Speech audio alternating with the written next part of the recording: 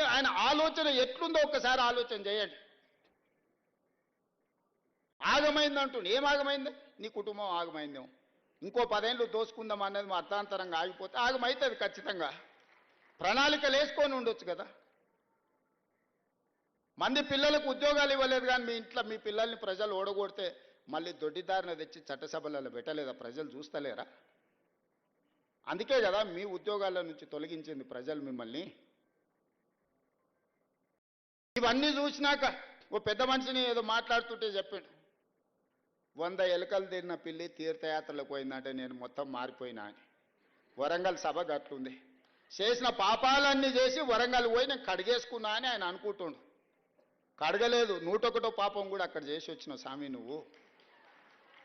ఎందుకంటే కాంగ్రెస్సే తెలంగాణకు విలన్ అనడం ద్వారా. కానీ ఒక్కటి మాత్రం నాకు అర్థమైంది, నా పేరు తీసుకొని కూడా ధైర్యం రాలే. మొత్తం ప్రసంగం మీరు గమనించండి, ఎక్కడైనా పేరన్నా తీసుకున్నాడా? మా కాంగ్రెస్ పార్టీ కార్యకర్తల బలం ఏందో దాన్ని బట్టి అర్థమైంది కదా. అందుకే ఈరోజు బసవన్న స్ఫూర్తిగా ప్రజాస్వామిక విలువలను కాపాడాలి, ప్రజలు మెచ్చే విధంగా పరిపాలనను అందించాలి, ప్రజల కోసం సంక్షేమ పథకాలను అమలు చేయాలి, ప్రజల అభివృద్ధి కోసం ప్రణాళికలు సిద్ధం చేయాలి, రాష్ట్ర ఆదాయం పెంచాలి, పేదలకు పంచాలి అన్న బసవేశ్వరుడి సూచనతోనే ఈ ప్రభుత్వం నడుస్తుంది, ఈ ప్రభుత్వం భవిష్యత్తులో నడుస్తుంది అని నేను చెప్పదలుచుకున్నాను. నేను కాదు, మా నాయకుడు రాహుల్ గాంధీ గారి స్పష్టంగా బసవేశ్వరుడి వచనాలతోని ప్రతి ప్రసంగంలో వారు ప్రస్తావిస్తూనే ఉంటారు. అహ్మదాబాద్లో వారి ప్రసంగం, సిడబ్ల్యూసి ప్రసంగం తీసుకోండి, పార్లమెంట్ ప్రసంగం తీసుకోండి, పాదయాత్ర ప్రసంగాలు తీసుకోండి. అంత గొప్ప స్ఫూర్తినిచ్చిన బసవేశ్వరుడి జయంతి. అదేవిధంగా వీరశైవ లింగాయత్ సోదరులు, నేను ఎమ్మెల్యేగా ఇన్నిసార్లు కొడంగల్లో గెలిచినా అంటే వాళ్ళు సంపూర్ణమైన మద్దతు ఇచ్చినందుకే నేను కొడంగల్ ఎమ్మెల్యేగా ఉన్నా. నా నియోజకవర్గంలో అత్యంత ప్రభావితమైన సమాజం వీరశైవ లింగాయత్ సమాజం. ఈరోజు నేను ఎమ్మెల్యేగా ఉన్నా అంటే పెద్దలు గురునాథ్ రెడ్డి గారు రాలేదు, వారు నాకు సంపూర్ణమైన మద్దతు ఇచ్చినందుకు వారి అనుభవాన్ని దృష్టిలో పెట్టుకొని వారిని పోలీస్ హౌసింగ్ కార్పొరేషన్ చైర్మన్గా ఈరోజు మన ప్రభుత్వం గౌరవించింది. 5 సార్లు ఎమ్మెల్యేగా వారు సేవలు అందించారు. ఎక్కడ కూడా చెడ్డపేరు లేని ఒక పరిపాలన వారు అందించారు. సురేష్ శెట్కర్ గారికి నారాయణఖేడ్ అసెంబ్లీ టికెట్ ఈసారి ఇచ్చి వారిని మంత్రిని చేసుకోవాలి నా మంత్రివర్గంలో నాకు కోరిక ఉండే.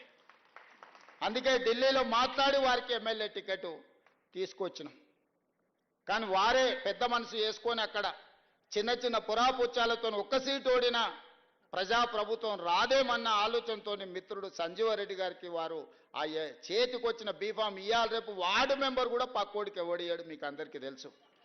కానీ చేతికొచ్చిన ఎమ్మెల్యే బీఫామ్ని పార్టీ గెలవాలన్న ఒక మంచి ఆలోచనతోని సంజీవరెడ్డి గారికి ఇచ్చి వారి గెలుపును 100% ఎంబడుండి సురేష్ శెట్కర్ గారు చేశారు. మరి అలాంటి వాడిని మేమందరం మళ్ళీ పార్లమెంట్లో ఉండాలి అని 100% బాధ్యత తీసుకొని వారిని పార్లమెంట్ సభ్యుడిగా మీ అందరి మద్దతుతోని జహీరాబాద్ నుంచి మనం గెలిపించుకున్నాం. నేను ఒక్కటే మాట చెప్పదలుచుకున్నా మిత్రులారా, మీ అందరి సంక్షేమం కోసం, అభివృద్ధి కోసం చేయడమే మా ప్రభుత్వం యొక్క ఉద్దేశం, మా ప్రభుత్వం యొక్క విధానం. బసవేశ్వరుడి ఆలోచన విధానంతో ఈ ప్రభుత్వాన్ని మేము నడిపిస్తాం.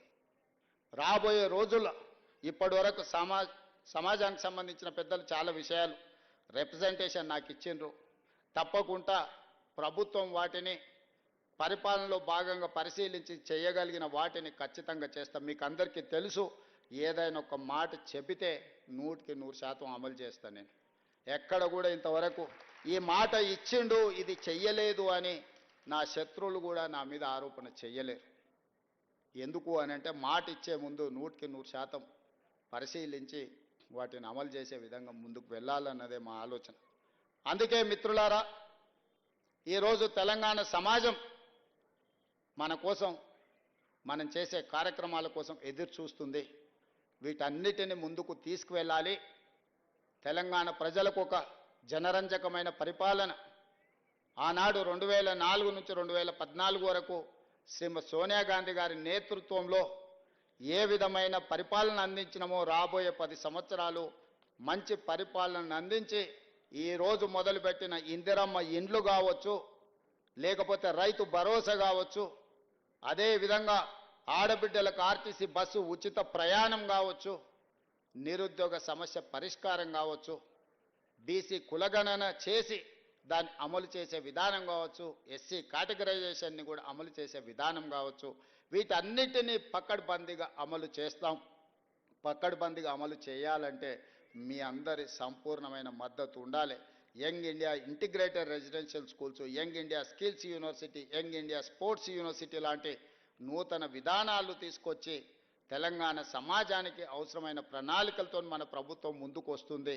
చేసింది చెప్పుకోవడంలో కొంత వెనకబడి ఉన్నామని చెప్పి మిత్రులందరూ సూచన చేస్తున్నారు. చెయ్యడమే నా లక్ష్యము, చెప్పేది మీ బాధ్యత, పైన మా పిల్లల బాధ్యత. మీ భవిష్యత్తు కోసమే ఈ ప్రభుత్వం పనిచేస్తుంది. ఈ ప్రభుత్వం మీది, మీరే మా భవిష్యత్తు, మీరే, మీకోసమే ఈనాడు ఈ ప్రభుత్వం పనిచేస్తుంది. అందుకే ఈ వేదిక మీద నుంచి 10వ తరగతి ఫలితాలను విడుదల చేయడం ద్వారా బసవేశ్వరుడు సాక్షిగా మీ తరగతి గదుల్లోనే ఈ రాష్ట్ర దేశ భవిష్యత్తు ఉంది. మీరే మా అంబాసిడర్లుగా మారండి. ఈ ప్రభుత్వం చేస్తున్న మంచి పనులను మీ గ్రామాలలో చెప్పండి. నాయకుల కంటే కూడా స్వచ్ఛమైన మా పిల్లలనే మేము నమ్ముతున్నాం. మా కుటుంబ సభ్యులు మీరే మా వారధులుగా, మా ప్రతినిధులుగా పనిచేయండి. మీ భవిష్యత్తు కోసం 100% శక్తి వంచన లేకుండా మీ ఉజ్వలమైన భవిష్యత్తు కోసం మీ రేవంత్ అన్న పనిచేస్తాడని తెలియజేస్తూ మీ అందరి దగ్గర సెలవు తీసుకుంటున్న ధన్యవాదాలు మిత్రులారా.